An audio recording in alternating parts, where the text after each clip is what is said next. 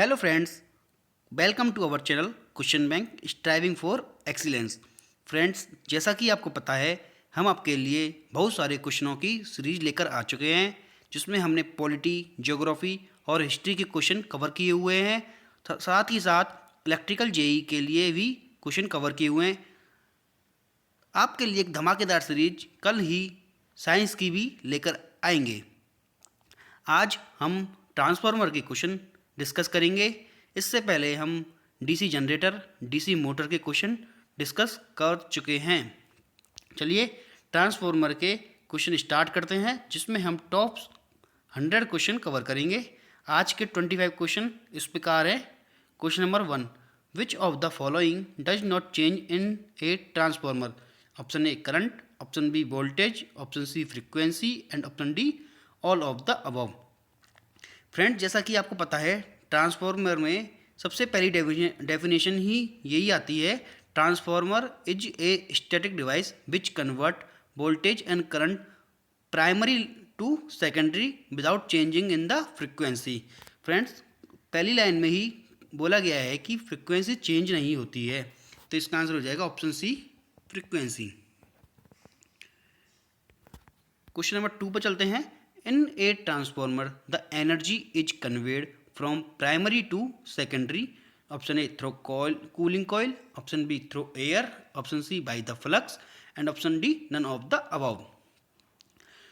Primary to secondary हमको energy convert करनी है, तो ये हमारी होती है by the flux, option C.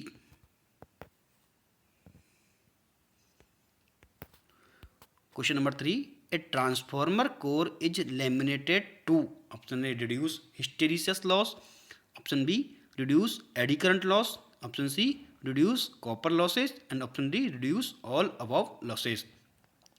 Friends, हम ट्रांसफार्मर कोर को जो लेमिनेट करते हैं, उससे हमारी जो एडी करंट लॉस है वो रिड्यूस हो जाता है। एक्चुअल में जो हमारा एडी करंट लॉस है, एक सर्कुलेटिंग करंट होती है जो कोर को बहुत ज़्यादा हीट कर देती है, जिससे हमारा आयरन लॉस बढ़ जाता है। तो हम अगर ट्रांसफार्मर कोर को लेमिनेट कर दें, तो जो हमारा एडी करंट लॉस है वो रिड्यूस हो जाता है। एडी करंट लॉस के रिड्यूस होने से हमारा जो कोर लॉस या फिर बोल सकते हैं जो आयरन लॉस है वो भी रिड्यूस हो जाता है, जिससे हमारी ट्रांसफार्मर की इफिशियंसी इंक्रीज हो जाती है। तो इसका आंसर हो जाएगा option B. Question number 4, the degree of mechanical vibration produced by the lamination of a transformer depends on option A tightness of clamping, option B gauge of lamination, option C size of lamination and option D none of all of the above. तो इसका answer हो जाएगा all of the above. Question number 5, the no load current drawn by transformer is usually what percent of the full load current? Option A 0.2 to 0.5%, option B 2 to 5%, option C 12 to 15% and option D 20 to 30%. Friends, जो no load current होती है वो full load current के compare में बहुत ही small होती है, जिसको हम मैग्नेटाइजिंग सर्किट में काम लेते हैं। तो इसका आंसर हो जाएगा option B 2 to 5%। Question number 6 देखिए, the path of a magnetic flux in a transformer should have option A high resistance, option B high reluctance, option C low resistance and option D low reluctance. Friends, compare करके देखिए, जैसा magnetic circuit होता है वैसे ही electric circuit होता है। Electric circuit में हम रेजिस्टेंस यूज करते हैं, ऐसे ही मैग्नेटिक सर्किट में हम रिलक्टेंस यूज करते हैं। जैसे हमारी करंट को रोकने के लिए इलेक्ट्रिक सर्किट में रेजिस्टेंस होता है, वैसे ही फ्लक्स को रोकने के लिए हमारे मैग्नेटिक सर्किट में रिलक्टेंस होता है। तो the path of a magnetic flux in a transformer should have, जो लो रिलक्टेंस वाला पाथ होगा तो जो हमारा फ्लक्स होगा वो ज़्यादा ट्रांसफर होगा। तो इसका आंसर हो जाएगा ऑप्शन नंबर डी।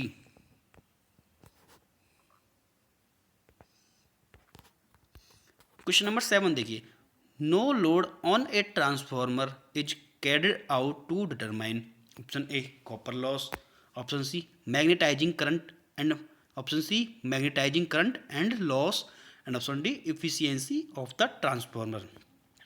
तो फ्रेंड्स, मैंने अभी पहले वाले क्वेश्चन में ही बताया है कि जो नो लोड है उसके लिए हम मैग्नेटाइजिंग सर्किट में यूज करते हैं। तो इसका आंसर हो जाएगा option C, magnetising current and loss. Question number 8 देखिए, the dielectric strength of transformer oil is expected to be. Option A 11 kV, option B 33 kV, option C 100 kV and option D 330 kV। Friends, dielectric strength of transformer oil के लिए हम use कर सकते हैं 33 kV तक। इसका answer हो जाएगा option B 33 kV। Next question की तरफ चलते हैं। Question number 9, Sumpner test is a conductor on transformer to determine. Option A temperature, option B stray losses, option C all day efficiency and option D none of the above.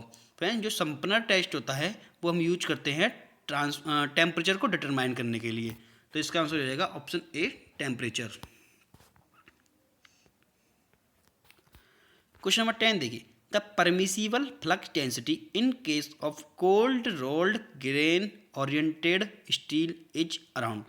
Option A 1.7 weber per metre square, option B 2.7 weber per metre square, option C 3.7 weber per metre square and option D 4.7 weber per metre square.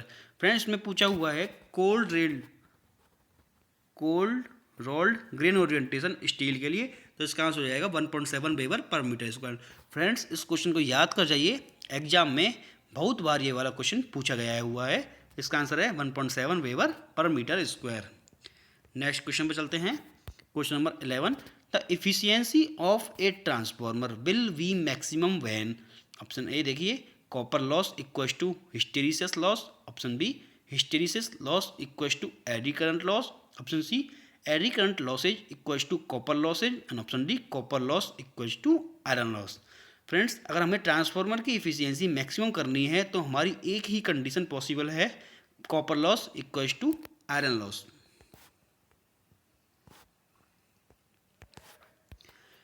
The efficiency of a transformer will be maximum when copper loss.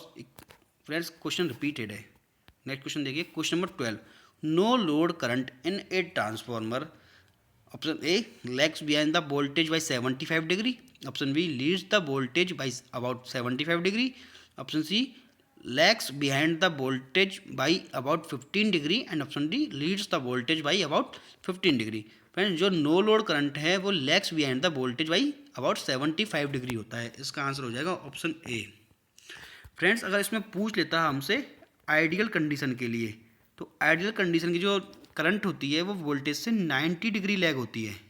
कितनी? 90 degree lag होती है। तो इसका answer option A lag behind the voltage by about 75 degree. Question number 13, the purpose of providing an iron core in a transformer is to. Option A provide support to winding, option B reduce hysteresis loss, option C decrease the reluctance of the magnetic circuit and option D reduce eddy current loss। Friends, इसी video में मैंने आपको बताया हुआ है कि magnetic circuit यानी transformer के लिए हम लो रिलक्टेंस का यूज करते हैं, जिससे हमारा फ्लक्स ज़्यादा से ज़्यादा प्राइमरी टू सेकेंडरी वाइंडिंग तक ट्रांसफ़र हो पाए। तो अगर हम रिलक्टेंस को कम करते जाएंगे तो हमारी जो मैग्नेटिक पाथ में जो फ्लक्स है वो ज़्यादा से ज़्यादा ट्रांसफ़र हो पाएगा। तो इसका आंसर हो जाएगा the decrease the reluctance of the magnetic path. Question number 14 देखिए, विच of the following is not a part of transformer installation. Option A conservator, wither, Bachaul relay and option D exciter. Friend, जो हमारा transformer है हम इसमें exciter का use नहीं करते। Conservator, wither और बचौल रिले तीनों का प्रयोग करते हैं। बचौल रिले जो हमारी है इससे हम इंटरनल फॉल्ट को डिटेक्ट करने के काम आता है हमारा ये, okay.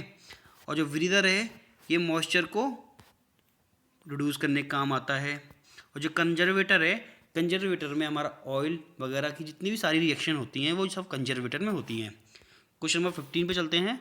While conducting short circuit test on a transformer the following side is short circuit.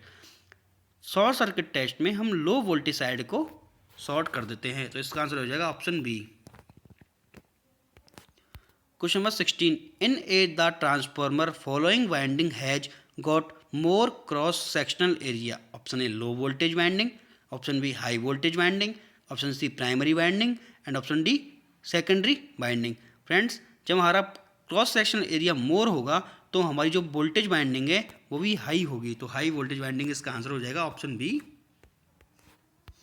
Question number 17, a transformer transform option A voltage, option B current, option C power and option D frequency.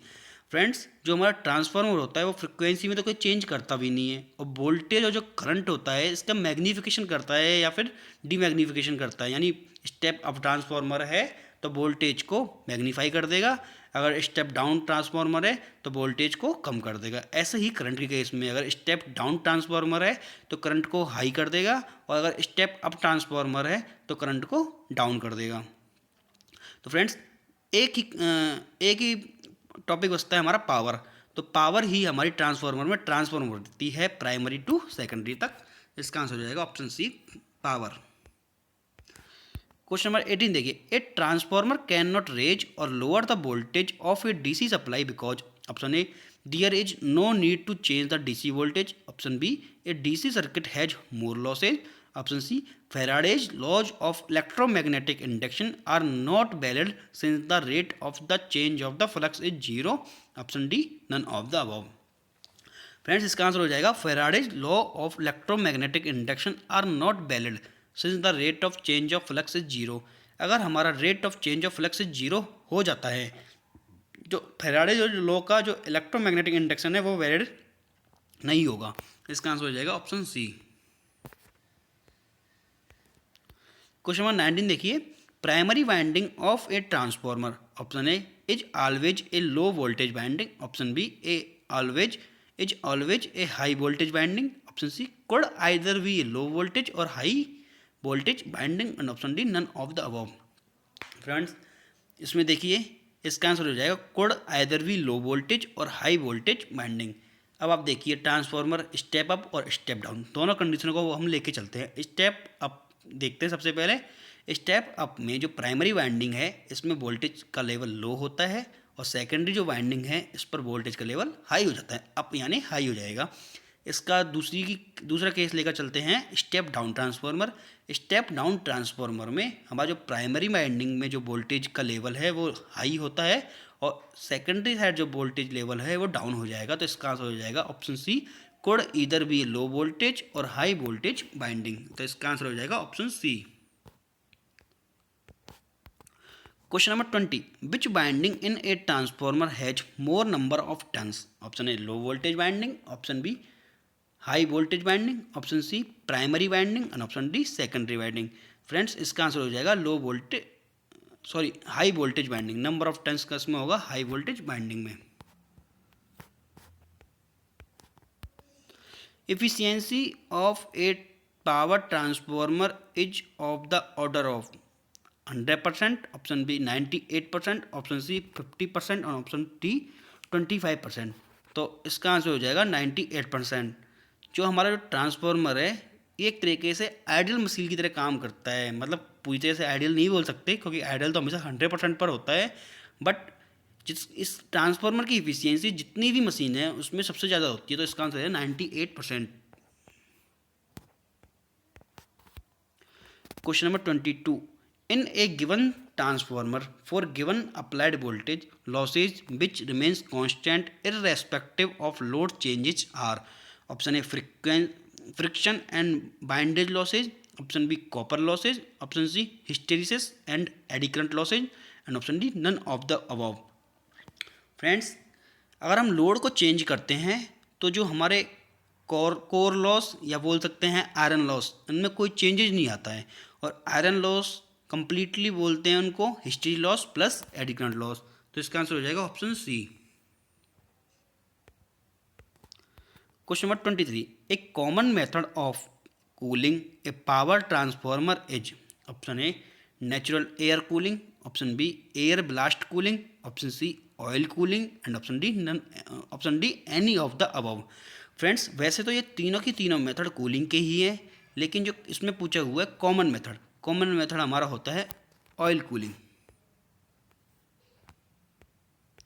Question number 24, the no load current in a transformer lags behind the applied voltage by an angle of about. Option A 180 degree, option B 120 degree, option C 90 degree and option D 75 degree. Friends, अगर आपने ये video बड़े ध्यान से देखी है तो आपको पता चल जाएगा कि ये वाला क्वेश्चन मैं कवर करवा चुका हूँ, बस थोड़ा सा लैंग्वेज का चेंज है। लैंग्वेज का चेंज होने से आप समझ सकते हो कि ये क्वेश्चन कितना ज़्यादा इंपॉर्टेंट है, जो एग्जाम में बार बार पूछा जाता है। फ्रेंड्स, इसका आंसर हो जाएगा 75 डिग्री।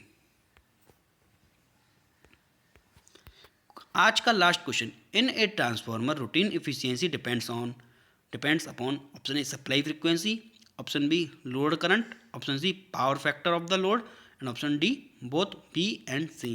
फ्रेंड्स देखिए, जो हमारी जो इफिशियंसी होती है वो होती है V I cos pi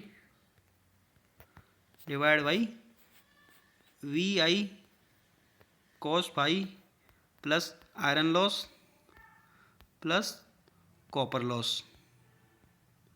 okay, तो जो हमारी ट्रांसफॉर्मर की जो रूटीन इफिशियंसी है वो लोड करंट पर डिपेंड करती है और पावर फैक्टर पर डिपेंड करती है। तो इसका आंसर हो जाएगा option D both B and C. तो फ्रेंड्स, ये थे हमारे आज के 25 क्वेश्चन। प्लीज़ चैनल को लाइक कीजिए, शेयर कीजिए और सब्सक्राइब कीजिए और हमें कमेंट में लिखकर बताइए कि आपको हमारी वीडियो कैसी लगी। और अगर आप कोई सजेशन देना चाहते हैं तो प्लीज़ कमेंट में हमें सजेशन भी दीजिए, जिससे हमारी वीडियो को हम और भी बेहतर तरीके से बना सकें। और आपका प्यार और साथ हमारे साथ बनाए रखिए। Thank you so much.